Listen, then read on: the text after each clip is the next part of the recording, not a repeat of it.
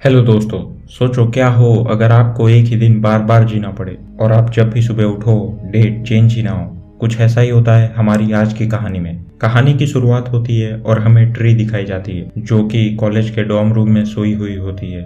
दरअसल कल रात को कॉलेज की पार्टी में उसने बहुत ज्यादा पी ली थी, इसलिए कार्टर जो कि उसके ही कॉलेज का एक लड़का होता है उसे उठाकर यहाँ ले आया होता है। जब वो उठती है तो उसे कल रात का कुछ याद नहीं होता। फिर उसका फोन बजता है और ये उसके डैड का कॉल होता है जिसे वो नहीं उठाती। फोन के रिंगटोन से हमें पता लगता है कि आज ट्री का बर्थडे है। ट्री को लगता है कि कल रात को उसके और काटा के बीच में प्यार हुआ था, इसलिए वो उसे कहती है कि किसी को कुछ मत बताना। तभी काटा का दोस्त चिल्लाते हुए आता है, भाई तुझे वो हॉट सी लड़की मिली क्या? जिसे देखकर ट्री एक सार्केस्टिक से स्माइल देती है और वहां से चली जाती है। फिर ट्री अपने घर जाने लगती है और उसके सिर में भी काफी दर्द होता है। तभी उसके सामने टिम आ जाता है जिसके साथ ट्री कभी डेट पे भी जा चुकी थी। वो पूछता है कि तुम मेरे मैसेज का जवाब क्यों नहीं दे रही। ट्री कहती है कि उसे उसमें कोई इंटरेस्ट नहीं और उसकी डेट भी काफी बोरिंग और बकवास थी। फिर वो घर पहुंचती है और वो पूरे रात घर पे नहीं थी, इसलिए उसकी बहन उसे रोक लेती है और पूछती है कौन था वो, कॉन्डम तो यूज किया था ना उसने। लेकिन ट्री उसका नाम बताने से मना कर देती है और उसकी बहन भी उसे ज्यादा फोर्स नहीं करती। फिर ट्री अपने कमरे में आती है। ट्री की रूममेट लॉरी उसे बताती है कि उसने कल रात को नशे में काफी कांड किए थे। उसके बाद लॉरी ट्री को बर्थडे विश करती है जो कि उसे ट्री के ड्राइविंग लाइसेंस से पता चला होता है। लेकिन ट्री केक को डस्टबिन में डाल देती है और कहती है कि उसे मोटा नहीं होना। कहानी में ट्री की दिखाई गई हरकतों से हमें पता चलता है कि उसका बिहेवियर काफी रूड और सेल्फिश टाइप का है। फिर ट्री अपने कॉलेज जाती है जहाँ पे कुछ ग्रुप डिस्कशन चल रहा होता है। डिस्कशन के बीच में एक स्टूडेंट अपने लिए खाना लाती है जिसे देखकर ग्रुप की लीडर उस पर भड़क जाती है, इसलिए वो खाना लेके जाने लगती है। लेकिन तभी वहाँ कार्टर आता है और वो उस लड़की से टकरा जाता है जिससे सारा खाना ट्री के ऊपर गिर जाता है। दरअसल वो ट्री को उसकी ब्रेसलेट देने आया होता है जो कि ट्री ने डॉर्म रूम में ही छोड़ दिया था। उसके बाद ट्री अपने कॉलेज के हॉस्पिटल एरिया में आती है जहाँ पर उसे लॉरी मिलती है। लॉरी यहाँ नर्स का काम करती है और आजकल वो दोनों शिफ्ट में काम कर रही होती है। लॉरी ट्री को कहती है कि तुम ये गलत कर रही हो और तुम्हें ये बंद कर देना चाहिए।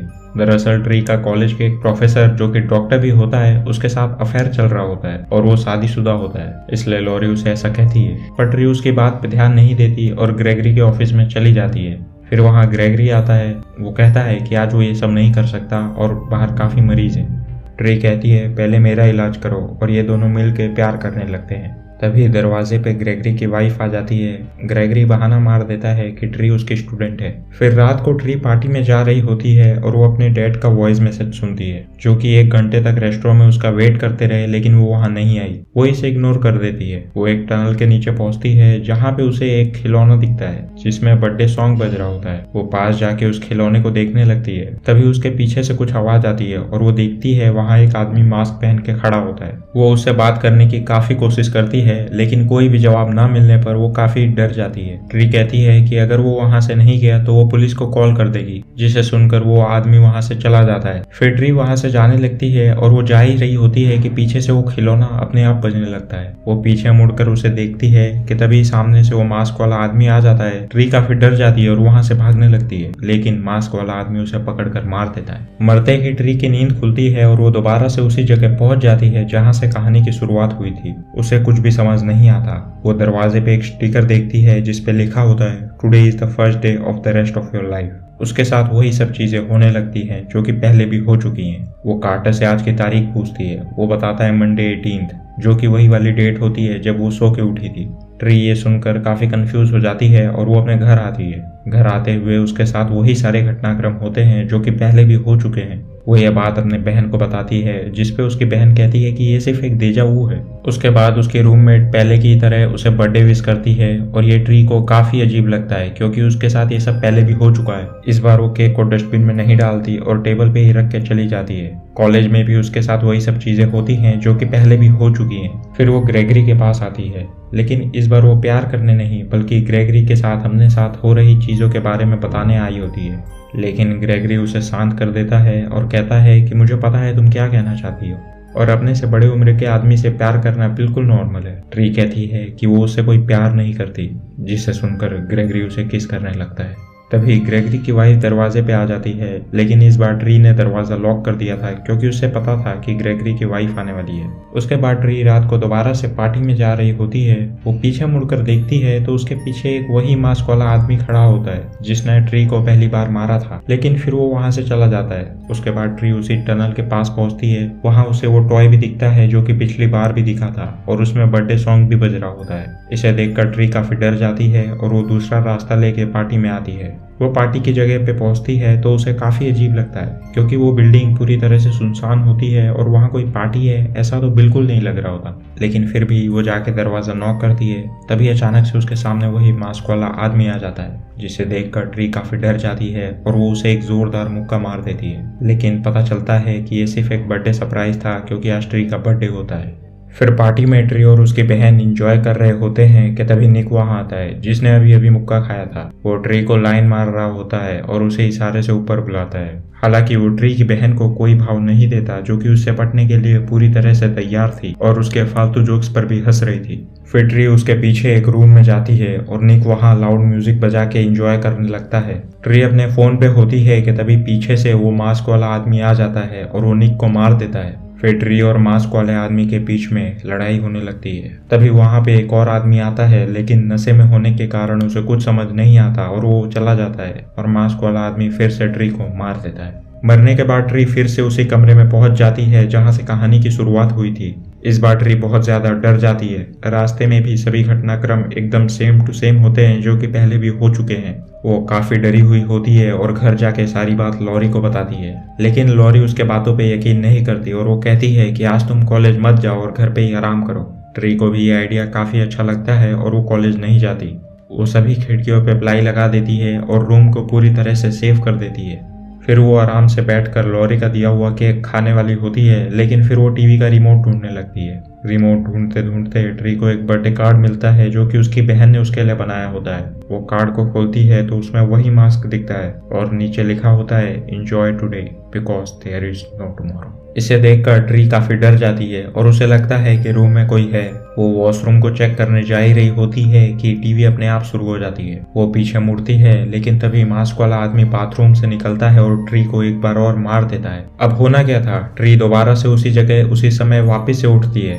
इस बार वो काफी इरिटेट हो चुकी थी और उसे बिल्कुल नहीं समझ आ रहा था कि उसके साथ ये हो क्या रहा है। तभी कार्टर पीछे से आता है ट्री को उसका सामान देने और ट्री उसे जोर से हक कर लेती है। फिर ये दोनों एक रेस्टोरेंट में आते हैं जहाँ ट्री कार्टर को अपने साथ हो रही सारी कहानी बताती है। कार्टर उसकी बातों पे कुछ खास यकीन तो नहीं करता, बट वो पूछता है कि आज के दिन में ऐसा क्या खास है, क्या रहस्य है जिससे तुम्हारे साथ ये सब हो रहा है। तभी ट्री के डैड का कॉल आता है और फोन के रिंगटोन से कार्टर को पता चलता है कि आज ट्री का बर्थडे है। कार्टर कहता है कि आज का दिन सिंबॉलिक है और जो भी तुम्हें मारना चाहता है उसे पता है कि आज तुम्हारा बर्थडे है।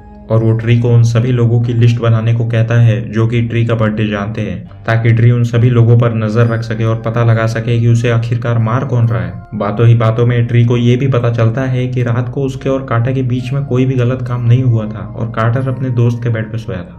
उसके बाद ट्री अपने सभी सस्पेक्ट्स पे नजर रखती है और एक एक करके सभी का नाम काटती जाती है। वो हर बार मरती है लेकिन अपनी खोज जारी रखती है। अब उसे मरने की आदत हो चुकी थी और वो बिंदास हो चुकी थी, इसलिए वो एक बार बिना कपड़ों के बाहर आ जाती है क्योंकि उसे पता था कि किसी को कुछ भी याद नहीं रहने वाला। उसके बाद हम देखते हैं ट्री सुबह दोबारा से उठती है, लेकिन आज उसका सर कुछ ज्यादा ही घूम रहा होता है और वो वहीं बेहोश हो जाती है। फिर कार्टर उसे उठाकर हॉस्पिटल में ले आता है। फिर ग्रेगरी भी वहां आता है। वो ट्री की रिपोर्ट्स देखकर बताता है कि ट्री को अब तक जिंदा नहीं होना चाहिए था और उसे भी नहीं पता कि ट्री अब तक जिंदा कैसे है। ये सुनकर ट्री वहां से जाने लगती है, लेकिन ग्रेगरी उसे समझाकर वापस सुला देता है। लेकिन ग्रेगरी के जाते ही ट्री वहां से जाने लगती है। दरअसल ट्री का प्लान यहाँ से गाड़ी लेके कहीं दूर भाग जाना था ताकि वो मास्क वाला आदमी उसे मार ना पाए। ट्री गाड़ी की चाबी लेने ग्रेगरी के ऑफिस में आती है। वहां पर चाबी ढूंढते हुए उसे वही मास्क ग्रेगरी के ड्रॉवर में मिलता है। ट्री को पता चल जाता है कि ग्रेगरी उसे मार रहा है और वो गाड़ी की चाबी लेके जाने लगती है। वो जा ही रही होती है कि ग्रेगरी उसके सामने आ जाता है। वो ट्री को रोकने की कोशिश कर ही रहा होता है कि पीछे से मास्क वाला आदमी आके उसे मार देता है, जिससे हमें पता चलता है कि ग्रेगरी असली कातिल नहीं है। फिर ट्री और मास्क वाले आदमी के बीच में काफी भागम दौड़ और हाथापाई होती है।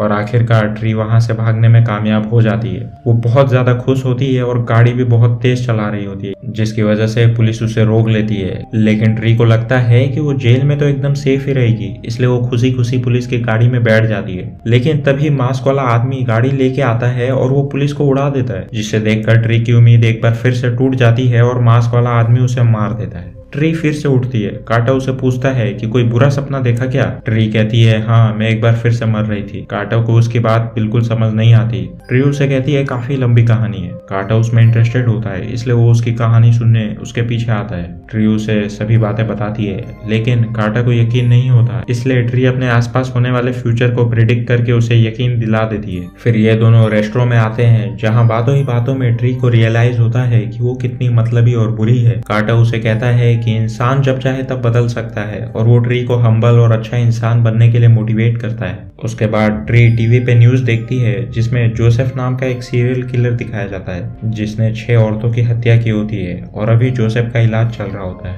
ट्री को याद आता है कि जोसेफ को उसने हॉस्पिटल में देखा है। ट्री भाग के हॉस्पिटल में जाती है और वो हथौड़ा भी ले लेती है। वो जैसे ही जोसेफ के कमरे में पहुंचती है, वो देखती है सिक्योरिटी गार्ड जमीन पे मरा पड़ा है। तभी मास्क वाला आदमी पीछे से गोली चलाता है। ट्री जैसे तैसे बचते बचते वहां से भागने लगती है, लेकिन फिर रास्ता खत्म हो जाता है। फिर मास्क वाला आदमी ट्री के सामने आता है और वो अपना मास्क उतारता है। पता चलता है कि ये जोसेफ ही है। वो ट्री को मारने ही वाला होता है कि काटा वहां आके उसे बचा लेता है, लेकिन जोसेफ काटा को ही मार देता है। ट्री जोसेफ पे गोली भी चलाने की कोशिश करती है, लेकिन उसमें बुलेट्स नहीं होती। उसके बाद ट्री वहां से भागने लगती है और एक रूम में चली जाती है, और जब जोसेफ वहां आता है तो उसे मार के बेहोश कर देती है। ट्री जोसेफ को मारने ही वाली होती है कि उसे ख्याल आता है कि अगर उसने जोसेफ को मार दिया तो वो काटा को हमेशा के लिए खो देगी, इसलिए वो जोसेफ को नहीं मारती और सी यू सून कह के फांसी पे लटक जाती है। वो फिर से उठती है और काटा को गले से लगा लेती है, क्योंकि उसने उसकी जान बचाने की कोशिश की होती है। आज ट्री काफी खुश होती है, क्योंकि उसने रहस्य सुलझा लिया है और अब वो इस मुसीबत से बाहर निकलने वाली है। इस बार ट्री वो सभी काम करती है जो कि एक अच्छे इंसान को करने चाहिए, और ग्रेगरी से भी ब्रेकअप कर लेती है, क्योंकि ग्रेगरी शादीशुदा होता है और वो अपनी पत्नी को धोखा दे रहा था। और फिर जब ग्रुप मीटिंग में काटा ट्री को ब्रेसलेट देने आता है, ट्री उसे जोरदार किस करती है और रात को अपने बर्थडे पार्टी में आने के लिए इनवाइट भी करती है, जिसपे काटा मान जाता है। उसके बाद ट्री अपने डैड से मिलने जाती है, जो कि रेस्टोरेंट में उसका वेट कर रहे होते हैं, और दोनों के बीच काफी अच्छी बातें होती है। अब रात का समय होता है और ट्री जोसेफ को मारने के लिए पूरी तरह से तैयार होती है। वो जोसेफ के कमरे के बाहर आती है और वहां बैठे सिक्योरिटी गार्ड की गन लेकर उसे वहां से भगा देती है। उसके बाद वो अंदर जाती है और जोसेफ को गोली मारने लगती है, लेकिन गोली नहीं चलती, क्योंकि गन में सेफ्टी लॉक लगा हुआ था। तभी जोसेफ, जो कि सोने का नाटक कर रहा था, वो उठता है और ट्री को मारने लगता है, लेकिन तभी लाइट्स चली जाती है और ट्री गन लेकर उसे मार देती है। उसके बाद ट्री और कार्टर मिलके ट्री का बर्थडे सेलिब्रेट करते हैं और केक खाते हैं, जो कि लॉरी ने उसे दिया था। ट्री आज काफी दिनों बाद इतनी खुश होती है। उसके बाद सुबह होती है और ट्री दोबारा से उसी जगह पे उठती है जहाँ से कहानी की शुरुआत हुई थी, और फिर से सब कुछ वैसा का वैसा ही हो रहा था जो कि पहले भी हो चुका था। अब ट्री ये सबसे काफी तंग हो जाती है और वो घर आके अपना बैग पैक करने लगती है। लॉरी के पूछने पे ट्री बताती है कि वो यहाँ से बहुत दूर जा रही है। फिर लॉरी उसके लिए केक लाती है। ट्री कहती है कि थैंक्स, लेकिन मैंने ये कल ही खा लिया था। लेकिन फिर ट्री को समझ आता है कि वो नींद में ही मर गई थी। उसे समझ आता है कि लॉरी ही उसे मारना चाहती है और उसने कप केक में जहर मिलाया था, लेकिन ट्री ने उसे कभी खाया ही नहीं, इसलिए लॉरी ने उसे अलग तरह से मारने की कोशिश करी। और जोसेफ सिर्फ एक बलि का बकरा था जिसे लॉरी ने ड्रग्स दिया था, और उसके पास हथियार भी रख दिए थे, जिससे जोसेफ सिक्योरिटी गार्ड को मार के वहां से भाग सके। और जब ट्री मरे तो उसकी हत्या का इल्जाम जोसेफ पे ही आए। लॉरी पहले तो काफी भोली बनती है और कहती है कि इस कप केक में कोई भी जहर नहीं है, लेकिन कुछ ही देर में वो अपना असली रंग दिखाने लगती है। लॉरी ट्री को सिर्फ इसलिए मारना चाहती है क्योंकि ग्रेगरी ने लॉरी की जगह ट्री को चुना और उसके साथ प्यार किया। इसके बाद ये दोनों के बीच काफी लड़ाई होती है और आखिर में ट्री लॉरी को नीचे गिरा के मार देती है। उसके बाद वहाँ काफी सारी पुलिस और मीडिया वाले आ जाते हैं। लॉरी और कार्टर रेस्टोरेंट में ये सब देख रहे होते हैं। कार्टर कहता है कि आज तुम्हारा बेडरूम क्राइम सीन बन चुका है, तो आज तुम मेरे रूम में क्यों नहीं सो जाती। ट्री भी इसके लिए मान जाती है क्योंकि वो कार्टर से प्यार करने लगी थी। उसके बाद सुबह दोबारा से ट्री उठती है और सब कुछ वही हो रहा होता है। इस बार वो पूरी तरह से टूट जाती है, पर तभी कार्टर बताता है कि ये सिर्फ एक मजाक था और आज ट्यूसडे 19 है। उसके बाद ये दोनों प्यार करने लगते हैं और मूवी यहीं पे खत्म हो जाती है।